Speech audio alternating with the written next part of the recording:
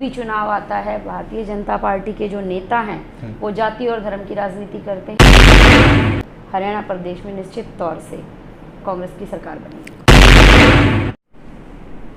नमस्कार, मैं आपका अपना संदीप हरियाणा और आज बात कर रहे हैं नरवाना हल्का की। नरवाना हल्का की बात को लेकर मैं आपको जानकारी के लिए बता दूं, बीजेपी के अंदर 9 साल तक जिन्होंने बीजेपी की तन मन धन से सेवा की, लेकिन उसके बाद किसी का मोह भंग होकर कांग्रेस के अंदर आना, कांग्रेस का कुनबा जो आज फिलहाल बढ़ता हुआ नज़र आ रहा है। नरवाना हल्का के अंदर भी जो कांग्रेस का कुनबा है वो बढ़ रहा है। और जो पूर्व हरियाणा महिला प्रदेश की जो आयोग की सदस्यता रही है सुमन बेदी जी की हम बात कर रहे हैं, जो कि कांग्रेस पार्टी के अंदर आई है, उनसे हम बातचीत करेंगे। और आपको जानकारी के लिए बता दूं, नरवाना हल्का के अंदर अगर कांग्रेस लीडरों की बात करें, जब कांग्रेस के वरिष्ठ कार्यकर्ताओं की बात करें, तो हमारे साथ वो भी आज मौजूद हैं। दरवेश पुनिया, जो कि किसी जान व पहचान के मोहताज नहीं है, नरवाना के अंदर एक अच्छे समाज सेवी के रूप में भी जाने जाते हैं। दरवेश पुनिया जी हमारे साथ हैं, इसाक भट्टी जी हमारे साथ हैं। इनसे बातचीत करेंगे कि आखिर क्या कारण है बीजेपी से लगातार, चाहे बीजेपी की बात करें चाहे जेजेपी की बात करें, उससे लोगों का मोह कहीं ना कहीं भटकता हुआ नज़र आ रहा है और कांग्रेस का कुनबा बढ़ता हुआ नज़र आ रहा है। तो सबसे पहले राम राम जी, प्रणाम जी। दरवेश जी, स्वागत है आपका हमारे चैनल में। जी।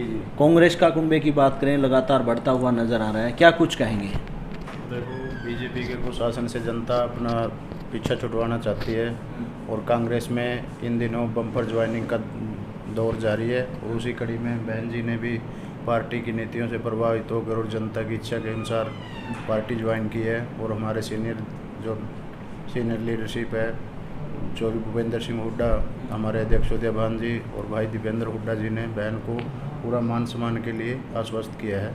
और इसी कड़ी में बहन अब जनता के मुद्दों को लेकर, इनके पास तो पुराना एक्सपीरियंस है, पीछे पार्टी में भी सम्मानजनक पदों पर ये बीजेपी में रही हैं और बारीकी से मुद्दों का इनको एक्सपीरियंस है और जनता की समस्याओं का काफ़ी गहन से इनका जान पहचान है। भट्टी जी, आप क्या कुछ कहेंगे? लगातार कांग्रेस पार्टी के, आप भी एक प्रदेश के पद पे हैं, प्रदेश के लेवल के, सुमन बेदी जी ने करीबन 9 साल बीजेपी के अंदर रही और आज कांग्रेस को मतलब इन्होंने ज्वाइन किया हुआ है। तो आज जो कांग्रेस का कुनबा बढ़ता हुआ नज़र आ रहा है। नरवाना हल्का की बात करें तो आप किस तरीके से देख रहे हैं? देखो, नरवाना हल्के की जो समस्याएं थी, मूलभूत समस्याएं थी, उन समस्याओं पर कोई भी मतलब काम नहीं हुआ।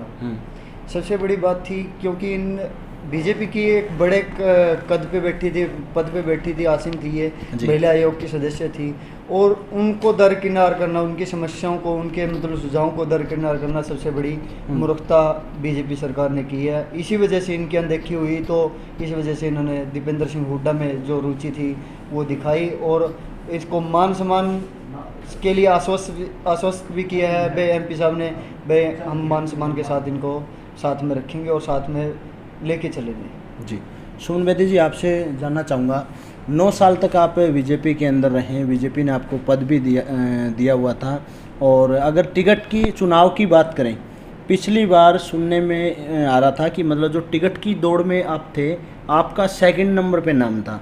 हालांकि पहले 1st नंबर पे चल रहा था, उसके बाद में संतोष दोनोदा को टिकट दे दी गई, महिला को ही टिकट देनी बताई जाती है, महिला को टिकट मिली। आप उस पद तक बीजेपी के अंदर थे, लेकिन अब वहाँ से मोह भंग होना और कांग्रेस पार्टी के अंदर आना, किस तरह का आपको अलग महसूस हो रहा है फिलहाल?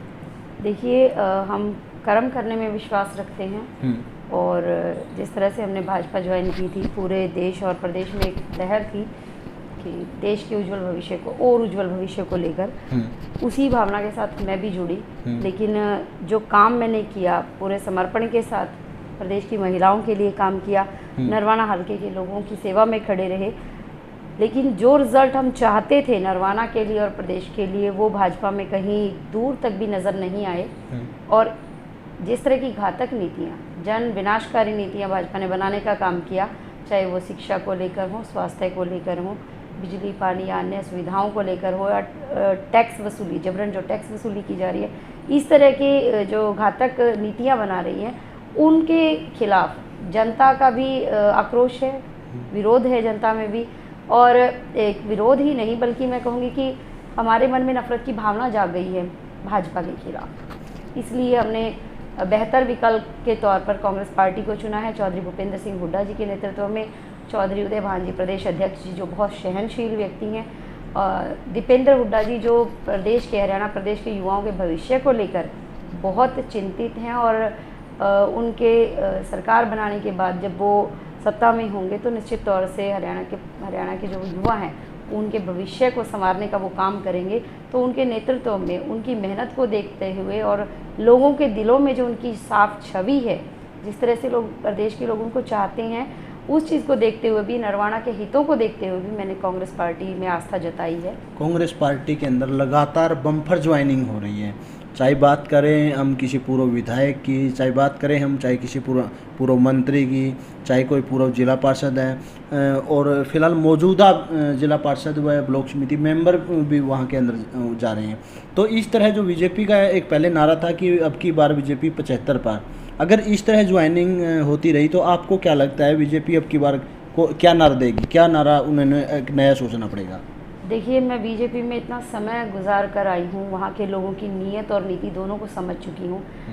जब भी चुनाव आता है, भारतीय जनता पार्टी के जो नेता हैं वो जाति और धर्म की राजनीति करते हैं, ओछे हथकंडे अपनाते हैं सत्ता हथियाने के लिए। लेकिन अब की बार, वैसे तो हरियाणा प्रदेश की जनता ने पिछली बार 2019 में ही बाहर का रास्ता दिखा देने का काम किया था, लेकिन कुछ कारणों से गठबंधन जो हुआ, जो जनता ने दूसरे दल पर विश्वास जताया वो उनके साथ मिल गए और ये सत्ता में आए, नहीं तो ये पिछली बार ही हो जाता।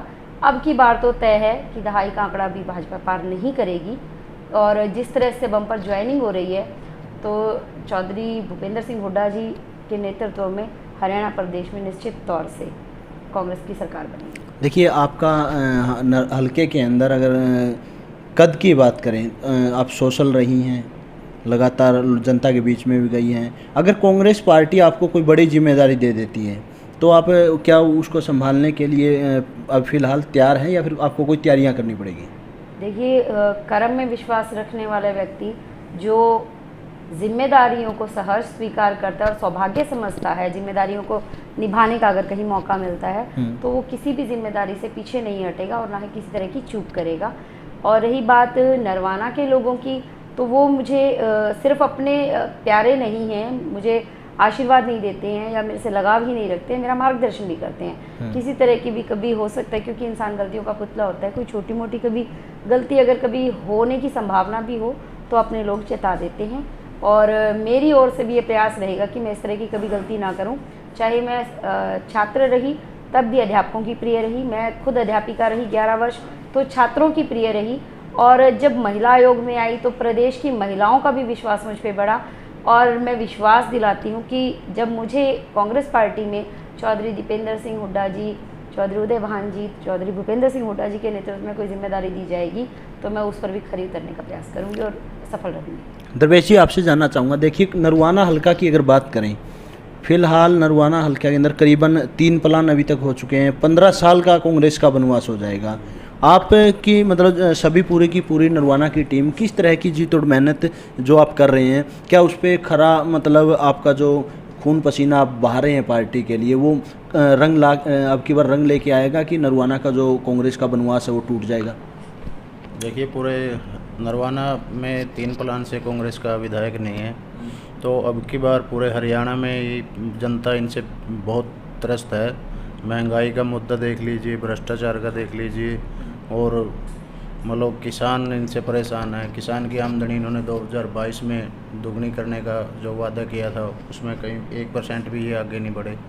तो अब की बार नरवाना में कांग्रेस का विधायक बनेगा, उसके साथ साथ पूरे हरियाणा में ही कांग्रेस की सरकार बनेगी और चौधरी भूपेंद्र सिंह हुड्डा सीएम बनेंगे। और किसानों का, मजदूर का, युवा का, सबका साथ सबका विकास, ये जो बीजेपी कह रही है ना, ये तो बिल्कुल धरातल पे है ही नहीं है। तो सबका साथ सबका विकास है ना, चौधरी हुड्डा भाई दीपेंद्र हुड्डा जी के नेतृत्व में, और हमारे पूर्व मुख्यमंत्री और जो भावी मुख्यमंत्री बनने जा रहे हैं 2024 में, तभी सारी समस्याओं का समाधान होगा और हम यहाँ से हमारी कड़ी मेहनत से हमारा प्रत्याशी बनाने का काम करेंगे। भट्टी साहब, आपको क्या लगता है जो हुड्डा साहब की एक टीम है, टीम दीपेंद्र हुड्डा जी, वो जैसे कि पुण्या साहब ने बताया कि नरवाना का अब की बार वनवास को ये ख़त्म करेंगे। जो टीम दीपेंद्र हुड्डा की जो मेहनत है उससे क्या प्रदेश में क्या मतलब परिवर्तन लग सकता है आपको? क्या कांग्रेस सरकार कितने बहुमत से आपकी मेहनत है उसका फल मिल सकता है? देखो, जब ये कोविड का टाइम था तो उस टाइम में हमने मतलब एमपी साहब ने एक टीम तैयार की, वॉलंटियर तैयार किए हर डिस्ट्रिक्ट के और ब्लॉक लेवल पे, और अलग से एक टीम तैयार करके उन्होंने बताया कि भाई ऑक्सीजन और जो ब्लड था, प्लाज्मा था, उन लोगों की सेवा के लिए भाई रात को मतलब कहीं भाई मरीज की सेवा करनी है किसी तरह से भी, भाई हॉस्पिटल में बेड दिलवाना है, तो वो लेके साथ में चले।